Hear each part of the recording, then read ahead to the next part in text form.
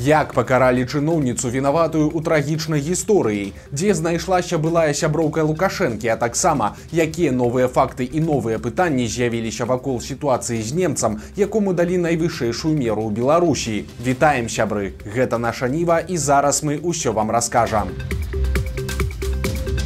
Працяг страшнай гісторыі з Добруша. Там яшчэ ў 16-м годзе ў прыёмную сям'ю аддалі 4 дзяцей. Біяграфію бацькоў тады ніхто не правяраў. Напрыклад, тое, што прыёмны тата меў судзімасць за забойства, чыноўнікі проста праміргалі.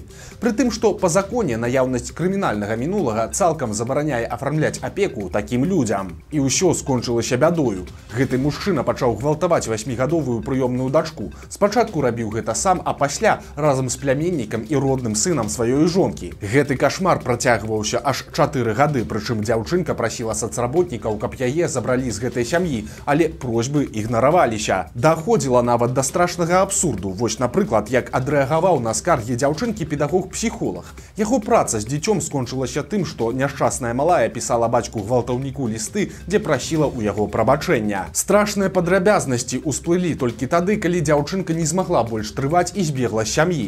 Тады гісторыяй нарэшце зацікавіліся і сацслужбы, і сілавікі. Бацьку гвалтаўніка затрымалі і асудзілі на 19 гадоў, а лёс іншых сваякоў невядомы. Цяпер жа пакаралі яшчэ адну вінаватую. Гэта 50гадовая чыноўніца, ужо былая начальніца аддзела адукацыі, спорту і турызму Добрушскага райвыканкама. За тое, што жанчына аддала дзяцей у тую сям'ю, яе абвінавацілі ў службовай халатнасці, якая прывяла да цяжкіх наступстваў. Але за гэта яе нават не сталі адпраўляць за краты і далі мякчэйшае пакаранне, чым за сарвальны сцяг ці каментары ў інтэрнэце.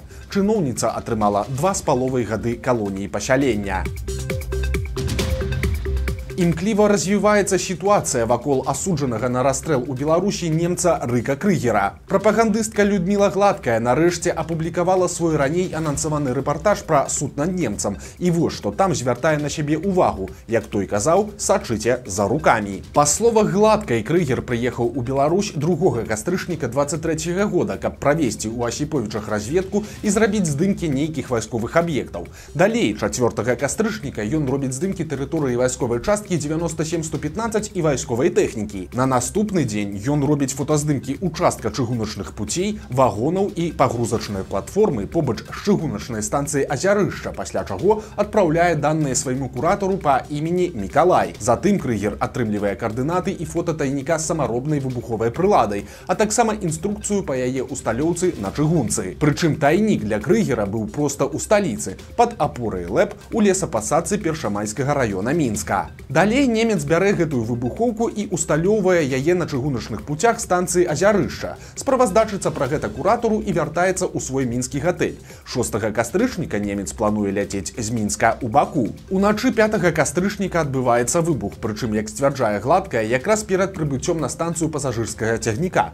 У выніку выбуху нібыта былі цалкам паламаныя шпалы, утварылася варонка, а ў дамах непадалёк павыбівала шкло і нават пагнула жалезныя дзверы. Па версіі прапаганды, на гэтай чыгунцы павінна была грузіцца вайсковая тэхніка. Праз выбух гэтую пагрузку затрымалі, а значыць, гэта магло паўплываць на мабільнасць войскаў. Праўда, затрыманы немец нібыта адразу прызнаўся толькі ў агентурнай дзейнасці. Нічога астатняга ён не прызнаваў. У судзе аддачы паказанняў Крыгер таксама адмовіўся, таму зачытывалі толькі тое, што ён сказаў падчас следства. А на інкрымінаваныя яму злачынствы ён, маўляў, пайшоў добраахвотна і выключна дзеля грошай. Сума дакладна невядомая, але ваяваць ва Ўкраіне паводле прапагандысткі Крыгеру прапаноўвалі ажно за 2000 еўра ў месяц. Гэтая сума, вядома, можа ўразіць беларуса, але каб яна магла спакусіць грамадзяніна Германіі, вельмі сумнеўна. І да гэтай версіі адразу ўзнікла шмат пытанняў. Пра выбух каля станцыі Азярышча ў кастрычніку 23 года сапраўды паведамлялася. І гэтая станцыя сапраўды асноўная для пагрузкі ваеннай тэхнікі ў раёне Мінска.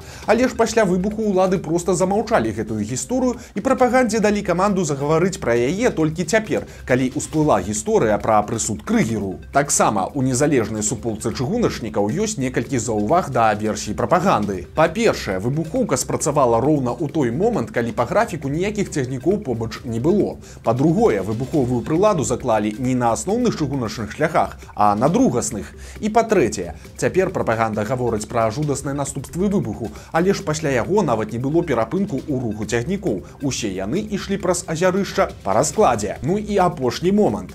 Па інфармацыі суполкі чыгуначнікаў, роўненька ў той дзень на аб'екце непадалёк ад станцыі раптам з'явіліся супрацоўнікі КДБ. Яны нічога не рабілі, не правяралі, але проста там знаходзіліся. І калі падсумаваць усё гэта, то атрымліваецца, што выбух на станцыі Азярышча быў, і хутчэй за ўсё грамадзянін Германіі Рыка Крыгер сапраўды меў да яго дачынення. Але вось кім былі арганізатары ўсяго гэтага і хто той загадкавы куратар немца, вялікае пытанне. Не выключана, што ўсё гэта было чарговай пастаноўкай ад беларускіх спецслужбаў, бо для іх гэта не ў навінку. Згадаем спектакль з ліквідацыяй тэрарыста ў парыку ў Гродні ці шматлікія гісторыі кшталту джыпаў, якія прарываюцца праз беларускую мяжу. А вось на што гэта ўсё было трэба, мы даведаемся ўжо неўзабаве, бо тут таксама ёсць пытанні. Як правіла, асуджаныя да расстрэлу падаюць апеляцыю. Пасля яны могуць пісаць хадайніцтвы аб памілаванні на імя Лукашэнкі. Затым, калі гэта ўсё не прыносіць выніку, асуджаны чакае пакаранне каля года. У выпадку Крыгера ўсё пайшло не па плане. Калі верыць прапагандзе, немец чамусьці не абскарджваў свой смяротны прысуд, а пагадзіўся з ім. І гэта вельмі дзіўна. Магчыма, на такое рашэнне змог паўплываць беларускі бок праз адваката ці як-небудзь яшчэ. Карацей, сітуацыя вельмі нестандартная, і гэтыя фактары прымушаюць Германію вырашаць пытанне Крыгера як мага хутчэй. У тым, што гандаль ужо пачаўся, сумневаў няма. Беларускае міністэрства замежных спраў нават заявіла, цытата: «Нямецкім дыпламатам прапанаванае канкрэтнае рашэнне па наяўных варыянтах развіцця сітуацыі. То бок Лукашенко свой ход ужо зрабіў, і ёсць нешта, што ён хоча атрымаць узамен, выкарыстаўшы для гэтага казырную карту ў выглядзе Крыгера. Але што канкрэтна патрабуе Лукашенко, пакуль што інтрыга. Вынік яе мы ўбачым ужо вельмі хутка, бо страшны таймер, запушчаны лукашэнкаўцамі, цікае, і цікае ўсё грамчэй. Новая праца сяброўкі Лукашэнкі. Прыхажуня Марыя Васілевіч пасля перамогі ў конкурсе «Міс Беларусь 2018» трапіла ў поле зроку Лукашэнкі. Ну, а пасля панеслася. Спачатку былі сумесныя танцы, а пасля дзяўчыне далі дэпутацкае крэсла ў парламенце. Вось толькі ў чыноўнікі яе ўсё ж не ўзялі. Магчыма, праз тое, што Васілевіч у 2020 годзе заклікала спыніць гвалт сілавікоў.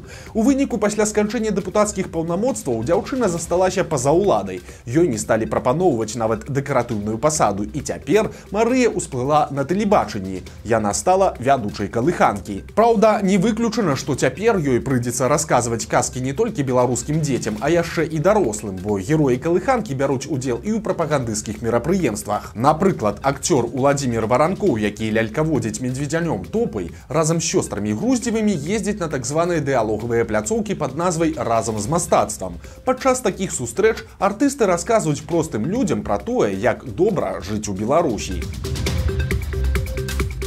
Паміж Польшчай і Беларусю адбываюцца жорсткія перамовы. Варшава працягвае спробы вызваліць журналіста Андрэя Пачобута, асуджанага ў Беларусі на 8 гадоў. Палякі працягваюць ціснуць з дапамогай вельмі сур'ёзнага аргумента. Яны зноў паўтараюць, што гатовыя цалкам перакрыць межы з Беларусю, і гэта Лукашэнку зусім не патрэбна. Ён добра разумее, што такі крок Польшчы ў першую чаргу прывядзе да шматлікіх праблем у яго самога. Пры гэтым і выконваць патрабаванні Варшавы Лукашенка вельмі і вельмі не хоча. Але сітуацыя ускладняецца, бо цяпер да ранейшых патрабаванняў Варшавы спыніць атакі мігрантаў і адпусціць Пачобута дадалося яшчэ адно. Палякі змаглі высветліць асобу мігранта, які ў канцы мая забіў іх памежніка. Па іх інфармацыі, гэта выхадзец з бліжняга ўсходу, які цяпер знаходзіцца ў Беларусі. І да іншых патрабаванняў польскага боку цяпер дадалася яшчэ і выдача гэтага забойцы. Брэсцкая айцішніца засумавала па радзіме і вельмі аб гэтым пашкадавала. Наталля Левая апошнія гады жыла ў Польшчы, але вырашыла вярнуцца дадому. Калегі адгаворвалі Наталлю, але яна сказала, што моцна сумуе па радзіме, ды і ўжо сплаціла ў кратным памеры данаты за 2020 год. Жанчына запэўніла, што нават мае паперу ад КДБ пра гэтую кампенсацыю, таму ёй у Беларусі нічога не пагражае. На справе ж выйшла бяда. Наталлю затрымалі проста на мяжы і абвінавацілі ў фінансаванні вайны. Жанчына таксама данаціла палку Каліноўскага. Некалькі месяцаў Наталля правяла ў СІЗА і вось нядаўна прайшоў суд. Вырак 6 гадоў калоніі і гіганцкі штраф у 40 000 беларускіх рублёў.